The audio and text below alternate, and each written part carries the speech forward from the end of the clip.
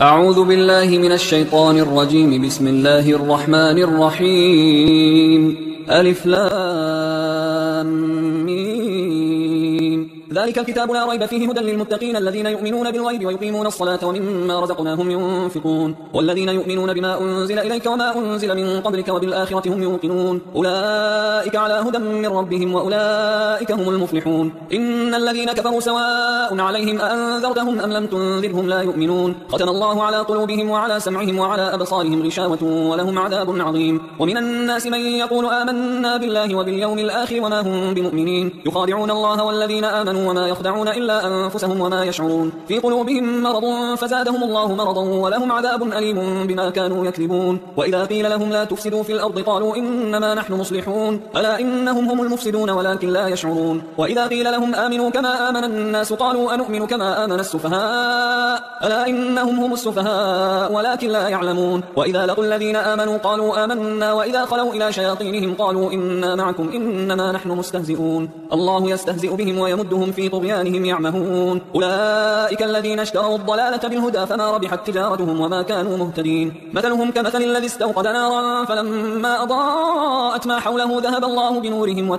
وتركهم في ظلمات لا يبصرون. صم بكم عمي فهم لا يرجعون. أو كصيب من السماء فيه ظلمات ورعد وبرق يجعلون أصابعهم في آذانهم من الصواعق حذر الموت والله محيط بالكافرين. يكاد البرق يخطف أبصارهم كلما أضاء لهم مشوا فيه وإذا أظلم عليهم قاموا ولو شاء الله لذهب بسمعهم وأبصارهم إن الله على كل شيء قدير. يا أيها الناس اعبدوا ربكم الذي خلقكم والذين من قبلكم لعلكم تتقون الذي جعل لكم الأرض فراشا والسماء بناء وأنزل من السماء ماء فأخرج به من الثمرات رزقا لكم فلا تجعلوا لله أندادا وأنتم تعلمون. وإن كنتم في ريب مما نزلنا على عبدنا فأتوا بسورة من مثله وادعوا شهداءكم من دون الله إن كنتم صادقين. فإن لم تفعلوا ولن تفعلوا فاتقوا النار التي وقودها الناس والحجارة أعدت للكافرين. وبشر الذين آمنوا وعملوا الصالحات أن لهم جنات تجري من تحتها الأنهار كلما رزقوا منها من ثمرة رزقا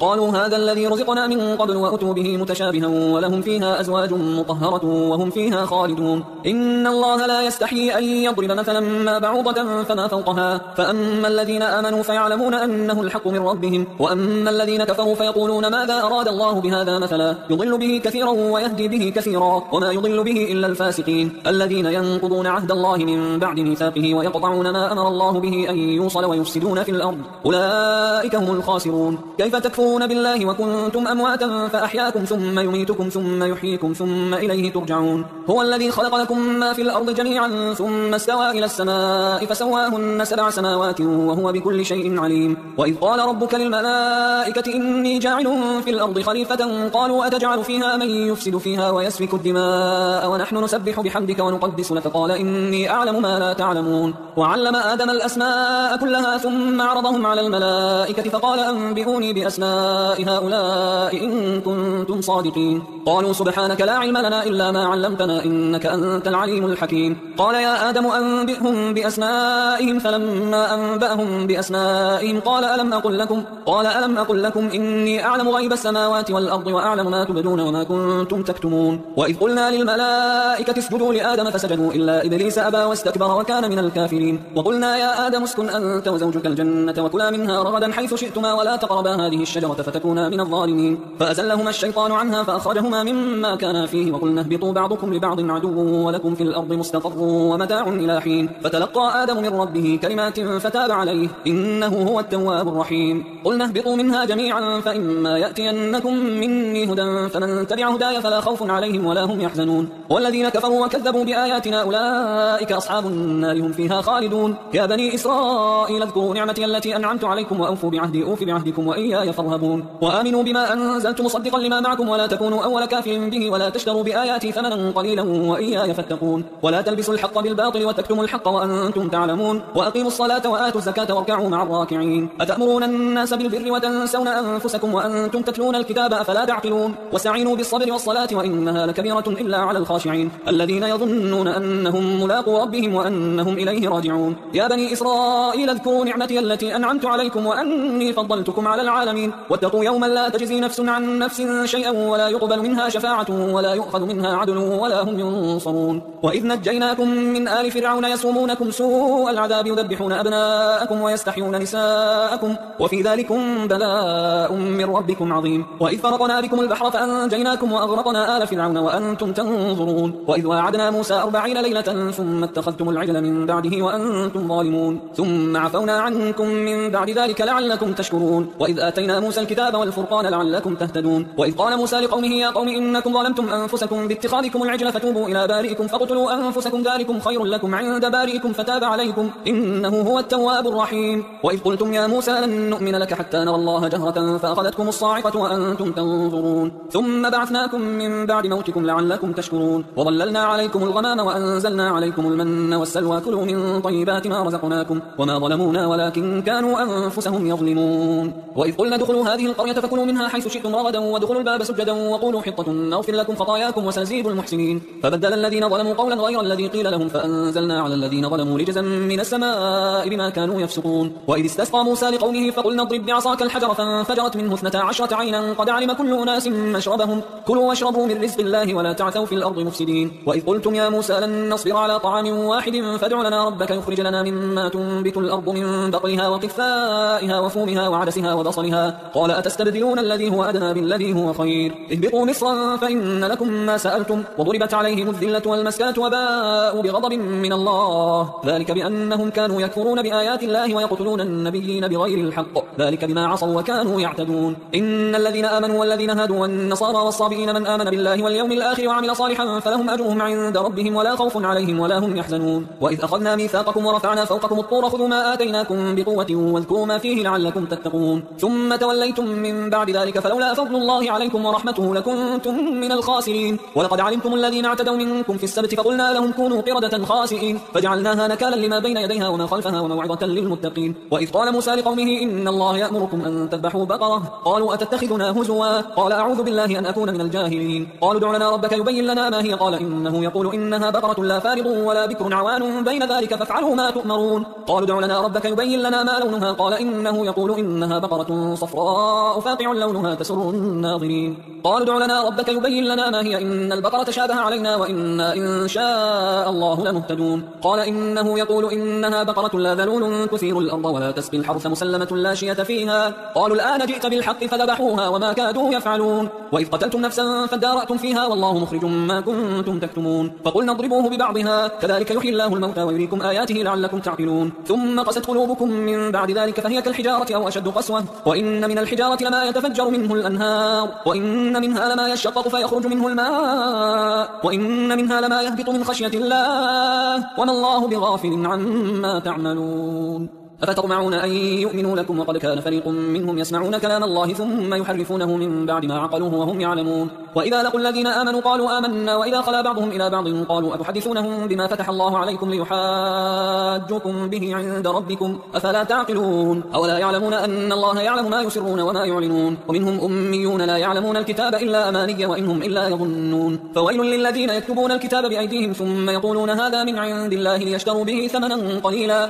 فويل لهم مما كتبت أيديهم وويل لهم مما يكسبون وقالوا لن تمسنا النار إلا أياما معدودة قل أتخذتم عند الله عهدا فلن يخلف الله عهده أم تقولون على الله ما لا تعلمون بلى من كسب سيئة وأحاطت به خطيئته فأولئك أصحاب النار هم فيها خالدون والذين آمنوا وعملوا الصالحات أولئك أصحاب الجنة هم فيها خالدون وإذ أخذنا ميثاق بني إسرائيل لا تعبدون إلا الله وبالوالدين إحسانا وذي القربى واليتامى والمساكين وقولوا للناس حسنا وأقيموا الصلاة وآتوا الزكاة ثم توليتم إلا قليلا منكم وأنتم معرضون وإذ أخذنا ميثاقكم لا تسفكون دماءكم ولا تخرجون أنفسكم من دياركم ثم أقررتم وأنتم تشهدون ثم أنتم هؤلاء تقتلون أنفسكم وتخرجون فريقا منكم من ديارهم تظاهرون عليهم بالإثم والعدوان وإن يأتوكم أسارى تفادوهم وهو محرم عليكم إخراجهم أفتؤمنون ببعض الكتاب وتكفرون ببعض فما جزاء من يفعل ذلك منكم إلا خزي في الحياة الدنيا ويوم القيامة يردون إلى أشد العذاب وما الله بغافل عما تعملون أولئك الذين اشتروا الحياة الدنيا بالآخرة فلا يخفف عنهم العذاب ولا هم ينصرون ولقد آتينا موسى الكتاب وقفينا من بعده بالرسل وآتينا عيسى بن مريم البينات وأيدناه بروح القدس أفكلما جاءكم رسول بما لا تهوى أنفسكم استكبرتم ففريقا كذبتم وفريقا تقتلون وقالوا قلوبنا غلف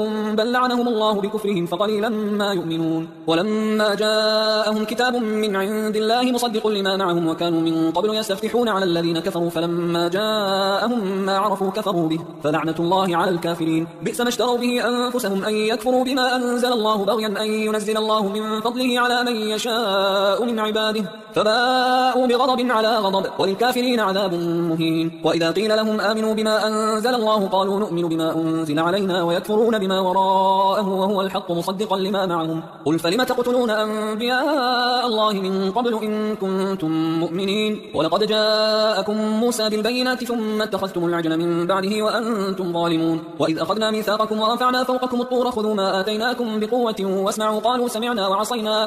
سمعنا وعصينا وأشربوا في قلوبهم العجل بكفرهم قل بئس ما يأمركم به إيمانكم إن كنتم مؤمنين قل إن كانت لكم الدار الآخرة عند الله خالصة من دون الناس فتمنوا الموت إن كنتم صادقين ولن يتمنوه أبدا بما قدمت أيديهم والله عليم بالظالمين ولتجدنهم أحرص الناس على حياة ومن الذين أشركوا يود أحدهم لو يعمر 1000 سنة وما هو بمزحزحه من العذاب أن يعمر والله بصير بما يعملون قل من كان عدوا لجبريل فإنه نزله على قلبك بإذن الله مصدقا لما بين يديه وهدى وبشرى للمؤمنين من كان عدوا لله وملائكته ورسله وجبريل وميكال فإن الله عدو للكافرين ولقد أنزلنا إليك آيات بينات وما يكفر بها إلا الفاسقون أو كلما عاهدوا عهدا نبذه فريق منهم بل أكثرهم لا يؤمنون ولما جاءهم رسول من عند الله مصدق لما معهم نبذ فريق من الذين أوتوا الكتاب كتاب الله وراء ظهورهم كأنهم لا يعلمون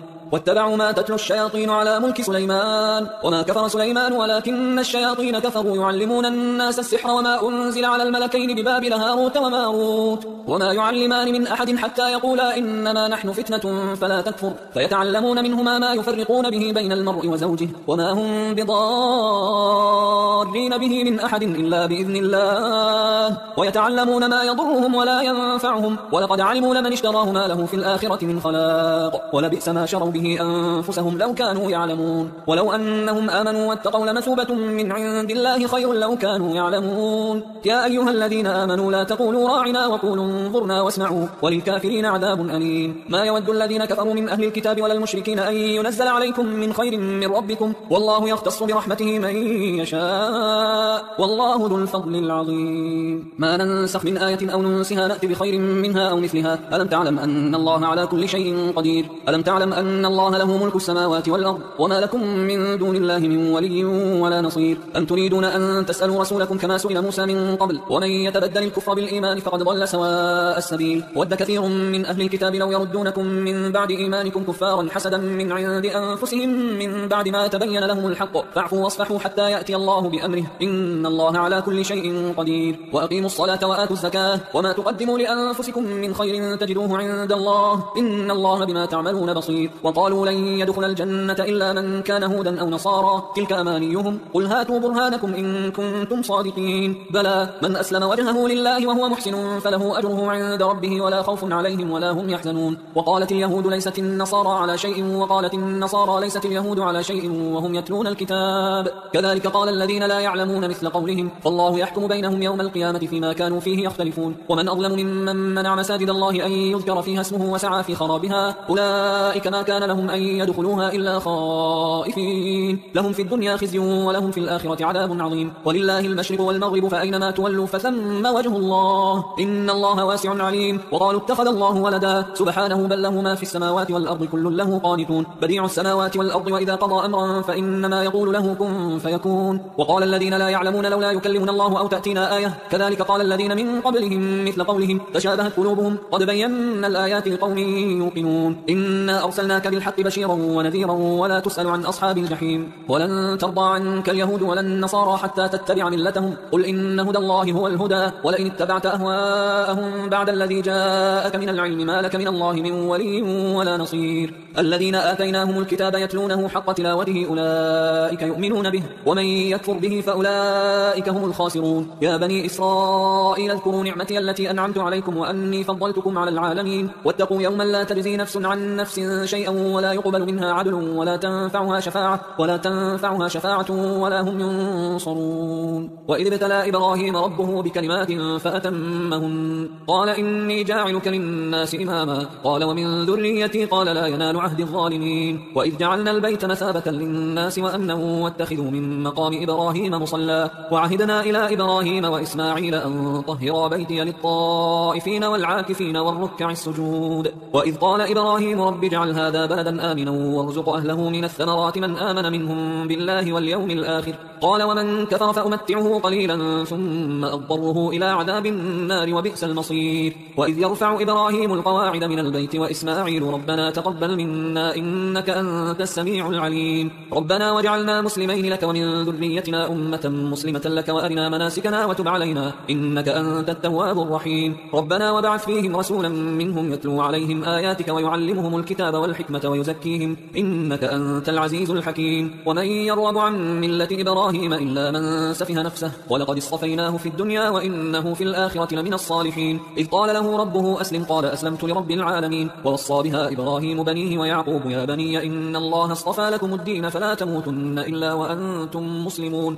أم كنتم شهداء إذ حضر يعقوب الموت إذ قال لبنيه ما تعبدون من بعدي قالوا نعبد إلهك وإله آبائك إبراهيم وإسماعيل وإسحاق إلها واحدا ونحن له مسلمون تلك أمة قد خلت لها ما كسبت ولكم ما كسبتم ولا تسألون عما كانوا يعملون وقالوا كونوا هودا أو نصارى تهتدوا قل بل ملة إبراهيم حنيفا وما كان من المشركين قولوا آمنا بالله وما أنزل إلينا وما أنزل إلى إبراهيم وإسماعيل وإسحاق ويعقوب والأسباط وما أوتي موسى وعيسى وما أوتي النبيون من ربهم لا نفرق بين أحد منهم ونحن له مسلمون فإن آمنوا بمثل ما آمنتم به فقد اهتدوا وإن تولوا فإنما هم في شقاق فسيكفيكهم الله وهو السميع العليم صبغة الله ومن أحسن من الله صبغة ونحن له عابدون قل أتحاجوننا في الله وهو ربنا وربكم ولنا أعمالنا ولكم أعمالكم ونحن له مخلصون أم تقولون إن إبراهيم وإسماعيل وإسحاق ويعقوب والأسباط كانوا هودا أو نصارى قل أأنتم أعلم أم الله ومن أظلم ممن كتم شهادة عنده من الله وما الله بغافل عما تعملون تلك أمة قد خلت لها ما كسبت ولكم ما كسبتم ولا تسألون عما كانوا يعملون سيقول السفهاء من الناس ما ولاهم عن قبلتهم التي كانوا عليها قل لله المشرق والمغرب يهدي من يشاء إلى صراط مستقيم وكذلك جعلناكم أمة وسطا لتكونوا شهداء على الناس ويكون الرسول عليكم شهيدا وما جعلنا القبلة التي كنت عليها إلا لنعلم من يتبع الرسول ممن ينقلب على عقبيه وإن كانت لكبيرة إلا على الذين هدى الله وما كان الله ليضيع إيمانكم إن الله بالناس لرؤوف رحيم قد نرى تقلب وجهك في السماء فلنولينك قبلة ترضاها فول وجهك شطر المسجد الحرام وحيث ما كنتم فولوا وجوهكم شطره وإن الذين أوتوا الكتاب ليعلمون أنه الحق من ربهم وما الله بغافل عما يعملون ولئن أتيت الذين أوتوا الكتاب بكل آية ما تبعوا قبلتك وما أنت بتابع قبلتهم وما بعضهم بتابع قبلة بعض ولئن اتبعت أهواءهم من بعد ما جاءك من العلم إنك إذا لمن الظالمين. الذين آتيناهم الكتاب يعرفونه كما يعرفون أبناءهم وإن فريقا منهم ليكتمون الحق وهم يعلمون. الحق من ربك فلا تكونن من الممترين. ولكل وجهة هو موليها فاستبقوا الخيرات أينما تكونوا يأتي بكم الله جميعا إن الله على كل شيء قدير. ومن حيث خرجت فول وجهك شطر المسجد الحرام وإنه للحق من ربك وما الله بغافل عما تعملون. ومن حيث خرجت فول وجهك شطر المسجد الحرام وحيث ما كنتم فولوا وجوهكم شطره لئلا يكون للناس عليكم حجة إلا الذين ظلموا منهم فلا تخشوهم واخشوني ولأتم نعمتي عليكم ولعلكم تهتدون. كما أرسلنا فيكم رسولا منكم يتلو عليكم آياتنا ويزكيكم ويعلمكم الكتاب والحكمة ويعلمكم ما لم تكونوا تعلمون. فاذكروني أذكركم واشكروا لي ولا تكفرون. يا أيها الذين آمنوا استعينوا بالصبر والصلاة إن الله مع الصابرين. ولا تقولوا لمن يقتل في سبيل الله أموات بل أحياء ولكن لا تشعرون. ولنبلونكم بشيء من الخوف والجوع ونقص من الأموال والأنفس والثمرات وبشر الصابرين الذين إذا أصابتهم مصيبة قالوا إنا لله وإنا إليه راجعون. أولئك عليهم صلوات من ربهم ورحمة وأولئك هم المهتدون. إن الصفا والمروة من شعائر الله فمن حج البيت أو اعتمر فلا جناح عليه أن يطوف بهما ومن تطوع خيرا فإن الله شاكر عليم. إن الذين يكتمون ما أنزلنا من البينات والهدى من بعد ما بيناه للناس في الكتاب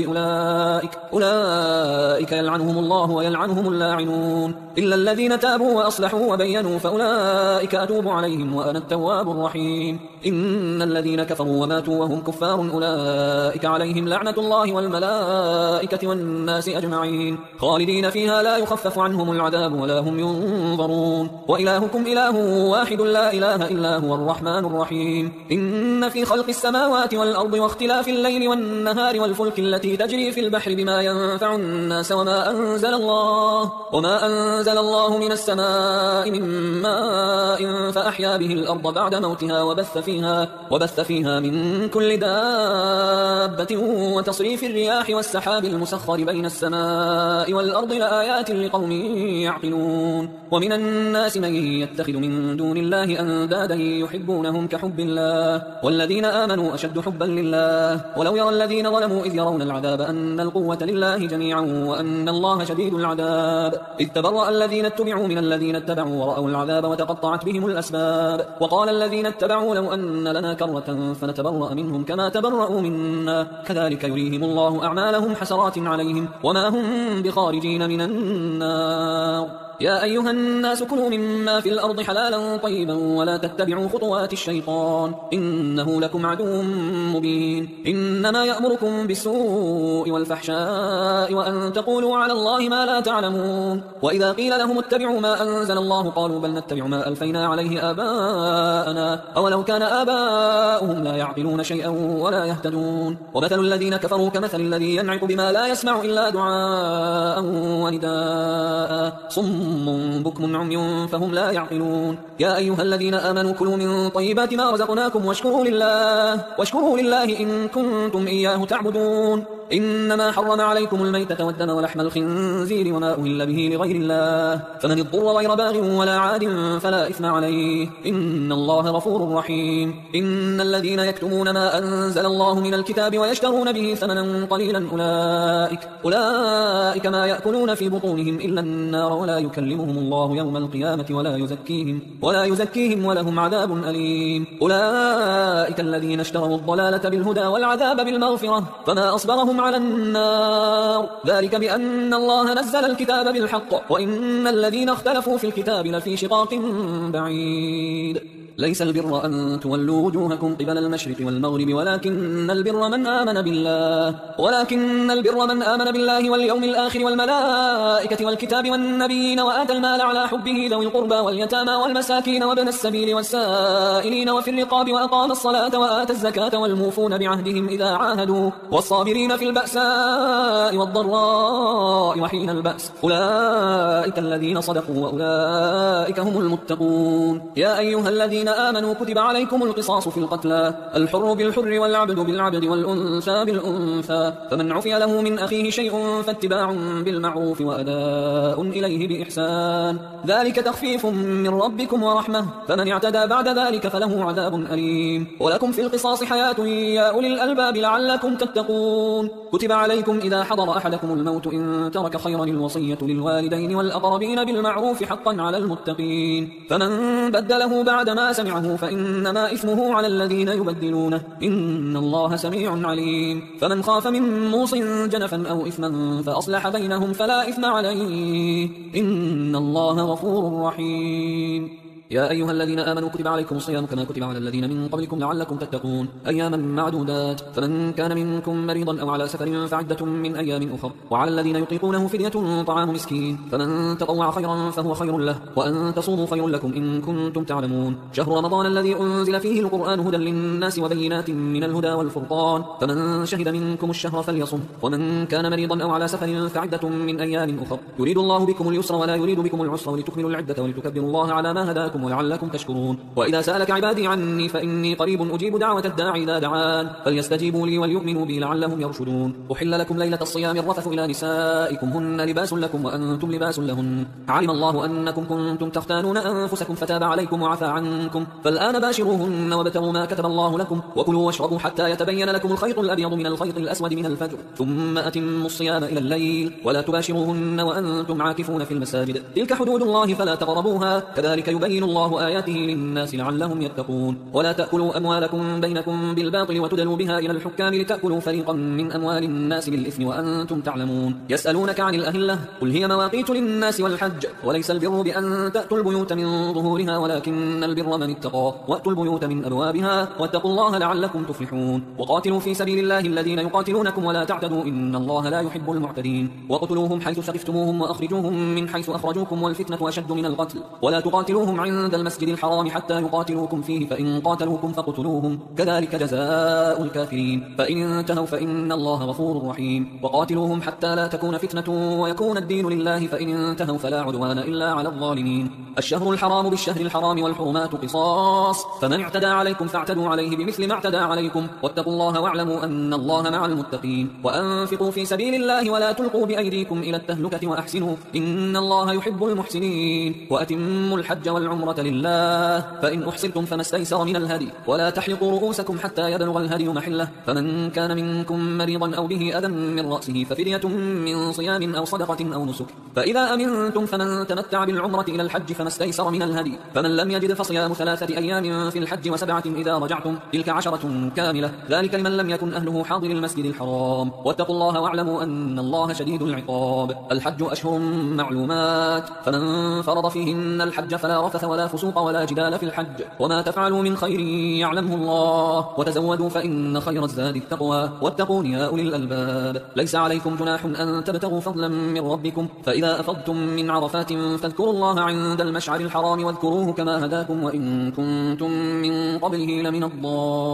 الضالين ثم أفيضوا من حيث أفاض الناس واستغفروا الله إن الله غفور رحيم فإذا قضيتم مناسككم فاذكروا الله كذكركم آباءكم أو أشد ذكرا فمن الناس من يقول ربنا آتنا في الدنيا وما له في الآخرة من خلاق ومنهم من يقول ربنا آتنا في الدنيا حسنة وفي الآخرة حسنة وقنا عذاب النار أولئك لهم نصيب مما كسبوا والله سريع الحساب واذكروا الله في أيام معدودات فمن تعجل في يومين فلا إثم عليه ومن تأخر فلا إثم عليه لمن اتقى واتقوا الله واعلموا أنكم إليه تحشرون ومن الناس من يعجبك قوله في الحياة الدنيا ويشهد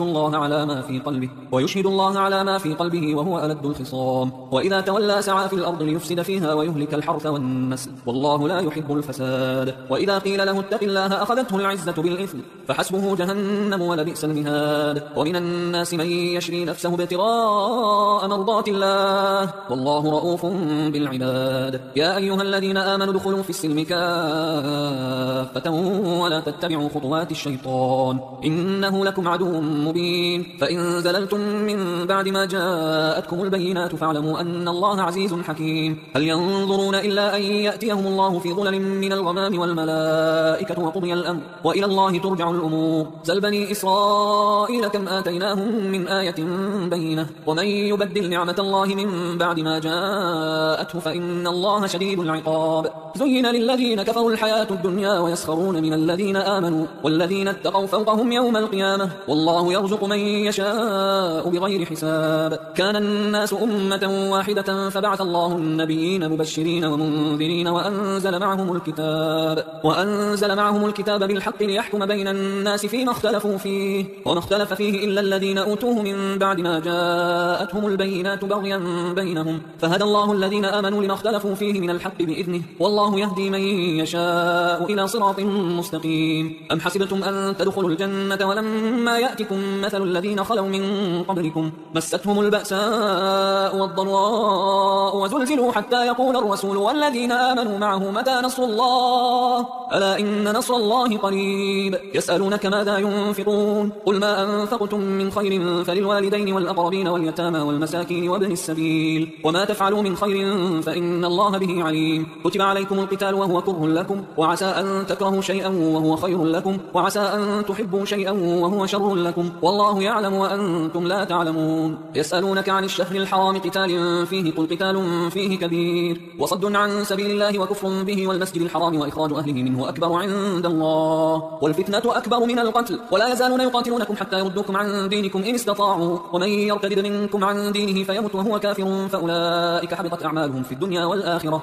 وأولئك أصحاب النار هم فيها خالدون. إن الذين آمنوا والذين هاجروا وجاهدوا في سبيل الله أولئك يرجون رحمة الله والله غفور رحيم. يسألونك عن الخمر والميسر قل فيهما إثم كبير ومنافع للناس وإثمهما أكبر من نفعهما ويسألونك ماذا ينفقون قل العفو كذلك يبين الله لكم الآيات لعلكم تتفكرون في الدنيا والآخرة. ويسألونك عن اليتامى قل إصلاح لهم خير وإن تخالطوهم فإخوانكم والله يعلم المفسد من المصلح ولو شاء الله لأعنتكم إن الله عزيز حكيم. ولا تنكحوا المشركات حتى يؤمن ولأمة مؤمنة خير من مشركة ولو أعجبتكم ولا تنكحوا المشركين حتى يؤمنوا ولعبد مؤمن خير من مشرك ولو أعجبكم أولئك يدعون إلى النار والله يدعو إلى الجنة والمغفرة بإذنه ويبين آياته للناس لعلهم يتذكرون. ويسألونك عن المحيض قل هو أذى فاعتزلوا النساء في المحيض ولا تقربوهن حتى يطهرن فإذا تطهرن فأتوهن من حيث أمركم الله إن الله يحب التوابين ويحب المتطهرين. نساؤكم حرث لكم فأتوا حرثكم أن شئتم وقدموا لأنفسكم واتقوا الله واعلموا أنكم ملاقوه وبشر المؤمنين. ولا تجعلوا الله عرضة لأيمانكم أن تبروا وتتقوا وتصلحوا بين الناس والله سميع عليم. لا يؤاخذكم الله باللغو في أيمانكم ولكن يؤاخذكم بما كسبت قلوبكم والله غفور حليم. للذين يؤلون من نسائهم تربص 4 أشهر فإن فاءوا فإن الله غفور رحيم وإن عزموا الطلاق فإن الله سميع عليم. والمطلقات يتربصن بأنفسهن 3 قروء ولا يحل لهن أن يكتمن ما خلق الله في أرحامهن إن كن يؤمن بالله واليوم الآخر وبعولتهن أحق بردهن في ذلك إن أرادوا إصلاحا ولهن مثل الذي عليهن بالمعروف وللرجال عليهن درجة والله عزيز حكيم. الطلاق 2 مرتان فإمساكم بمعروف أو تسريح بإحسان ولا يحل لكم أن تأخذوا مما آتيتموهن شيئا إلا أن يخافا أن لا يقيما حدود الله فإن خفتم أن لا يقيما حدود الله فلا جناح عليهما فيما افتدت به تلك حدود الله فلا تعتدوها ومن يتعد حدود الله فأولئك هم الظالمون. فإن طلقها فلا تحل له من بعد حتى تنكح زوجا غيره فإن طلقها فلا جناح عليهما أن يتراجعا إن ظنا أن يقيما حدود الله وتلك حدود الله يبينها لقوم يعلمون. وإذا طلقتم النساء فبلغن أجلهن فأمسكوهن بمعروف أو سرحوهن بمعروف ولا تمسكوهن ضرارا لتعتدوا ومن يفعل ذلك فقد ظلم نفسه. ولا تتخذوا آيات الله هزوا واذكروا نعمة الله عليكم وما أنزل عليكم من الكتاب والحكمة يعظكم به واتقوا الله واعلموا أن الله بكل شيء عليم. وإذا طلقتم النساء فبلغن أجلهن فلا تعضلوهن أن ينكحن أزواجهن إذا تراضوا بينهم بالمعروف ذلك يوعظ به من كان منكم يؤمن بالله واليوم الآخر ذلكم أزكى لكم وأطهر والله يعلم وأنتم لا تعلمون. والوالدات يرضعن أولادهن حولين كاملين لمن أراد أن يتم الرضاعة وعلى المولود له رزقهن وكسوتهن بالمعروف لا تكلف نفس إلا وسعها لا تضار والدة بولدها ولا مولود له بولده وعلى الوارث مثل ذلك فإن أرادا فصالا عن تراض منهما وتشاور فلا جناح عليهما وإن أردتم أن تسترضعوا أولادكم فلا جناح عليكم إذا سلمتم ما آتيتم بالمعروف واتقوا الله واعلموا أن الله بما تعملون بصير. والذين يتوفون منكم ويذرون أزواجا يتربصن بأنفسهن 4 أشهر و10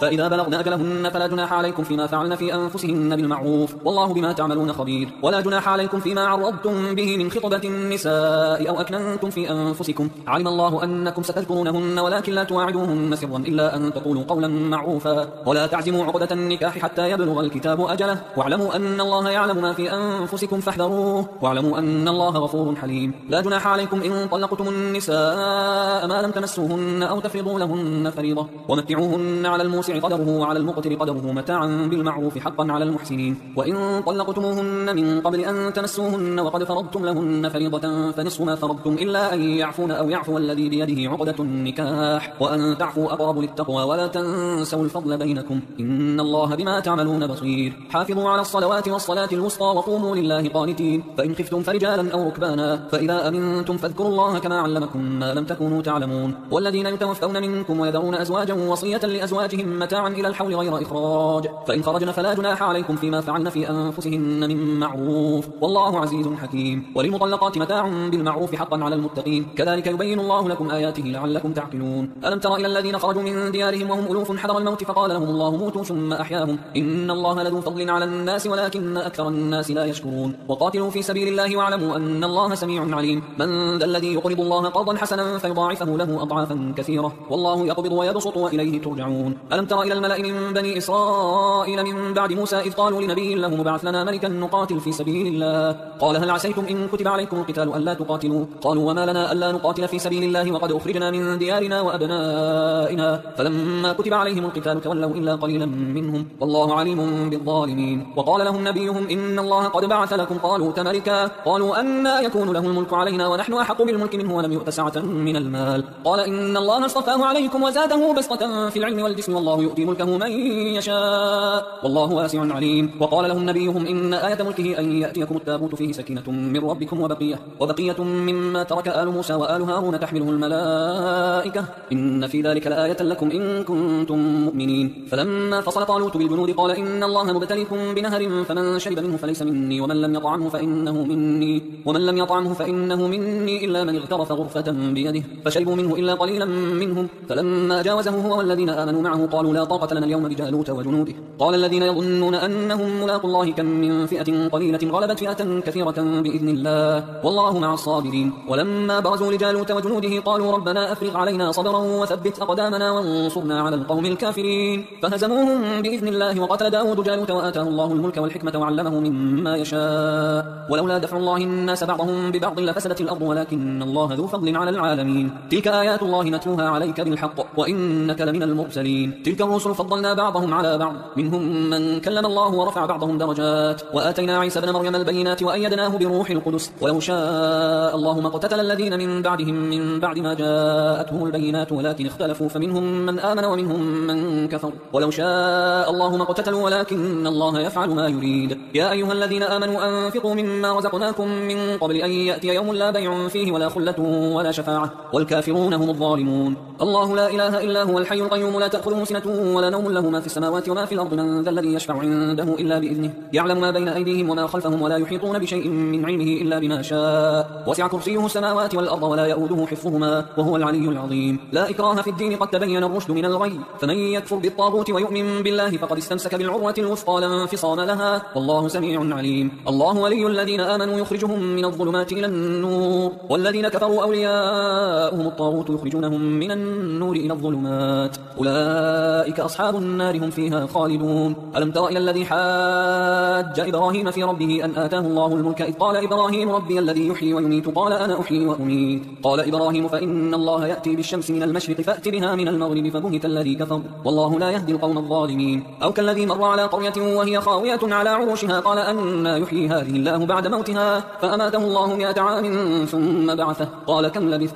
قال لبثت يوما أو بعض يوم. قال بل لبثت 100 عام فانظر إلى طعامك وشرابك لم يتسنه، وانظر إلى حمارك ولنجعلك آية للناس، وانظر إلى العظام كيف ننشفها ثم نكسوها لحما. فلما تبين له قال أعلم أن الله على كل شيء قدير. وإذ قال إبراهيم رب أرني كيف تحيي الموتى؟ قال أولم تؤمن؟ قال بلى ولكن ليطمئن قلبي. قال فخذ 4 من الطير فصرهن إليك ثم اجعل على كل جبل منهن جزءا ثم ادعهن يأتينك سعيا واعلم أن الله عزيز حكيم. مثل الذين ينفقون أموالهم في سبيل الله كمثل حبة أنبتت 7 سنابل في كل سنبلة 100 حبة والله يضاعف لمن يشاء والله واسع عليم. الذين ينفقون أموالهم في سبيل الله ثم لا يتبعون ما أنفقوا منا ولا أذى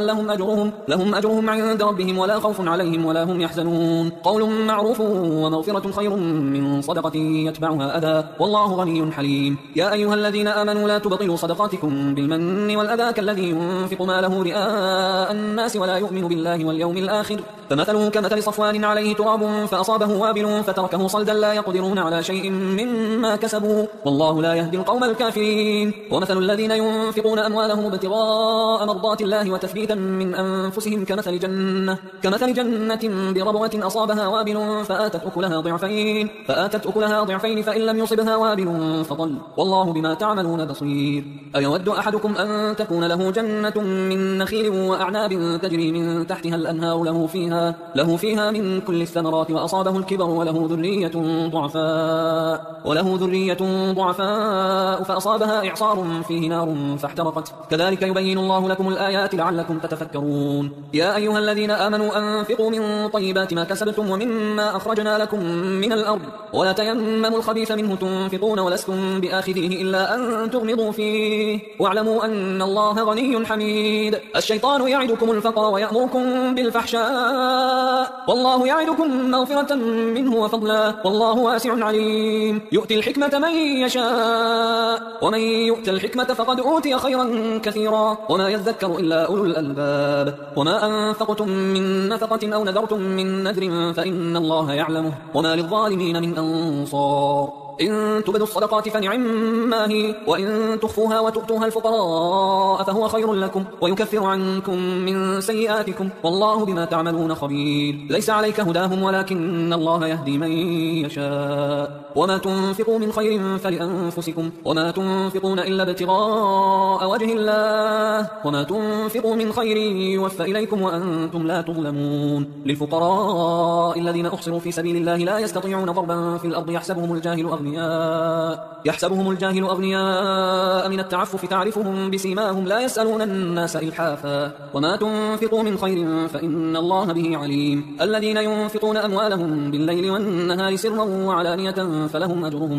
أجرهم عند ربهم ولا خوف عليهم ولا هم يحزنون. الذين يأكلون الربا لا يقومون إلا كما يقوم الذي يتخبطه الشيطان من المس ذلك بأنهم قالوا إنما البيع مثل الربا وأحل الله البيع وحرم الربا فمن جاءه موعظة من ربه فانتهى فله ما سلف وأمره إلى الله ومن عاد فأولئك أصحاب النار هم فيها خالدون. يمحق الله الربا ويربي الصدقات والله لا يحب كل كفار أثيم. إن الذين آمنوا وعملوا الصالحات وأقاموا الصلاة وآتوا الزكاة لهم أجرهم عند ربهم ولا خوف عليهم ولا هم يحزنون. يا أيها الذين آمنوا اتقوا الله وذروا ما بقي من الربا إن كنتم مؤمنين فإن لم تفعلوا فأذنوا بحرب من الله ورسوله وإن تبتم فلكم رؤوس أموالكم لا تظلمون ولا تظلمون. وإن كان ذو عسرة فنظرة إلى ميسرة وأن تصدقوا خير لكم إن كنتم تعلمون. واتقوا يوما ترجعون فيه إلى الله ثم توفى كل نفس ما كسبت وهم لا يظلمون. يا أيها الذين آمنوا إذا تداينتم بدين إلى أجل مسمى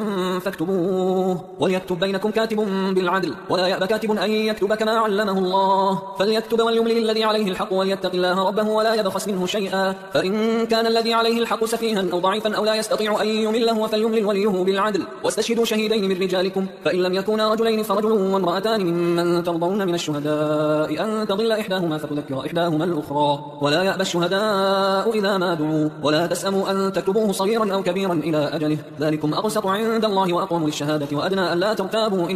إلا أن تكون تجارة حاضرة تديرونها بينكم فليس عليكم جناح ألا تكتبوها وأشهدوا إذا تبايعتم ولا يضار كاتب ولا شهيد وإن تفعلوا فإنه فسوق رؤوف بكم واتقوا الله ويعلمكم الله والله بكل شيء عليم. وإن كنتم على سفر ولم تجدوا كاتبا فرهان مقبوضة فإن أمن بعضكم بعضا فليؤدي الذي اؤتمن أمانته وليتق الله ربه ولا تكتموا الشهادة ومن يكتمها فإنه آثم قلبه والله بما تعملون عليم. لله ما في السماوات وما في الأرض وإن تبدوا ما في أنفسكم أو تخفوه يحاسبكم به الله فيغفر لمن يشاء ويعذب من يشاء والله على كل شيء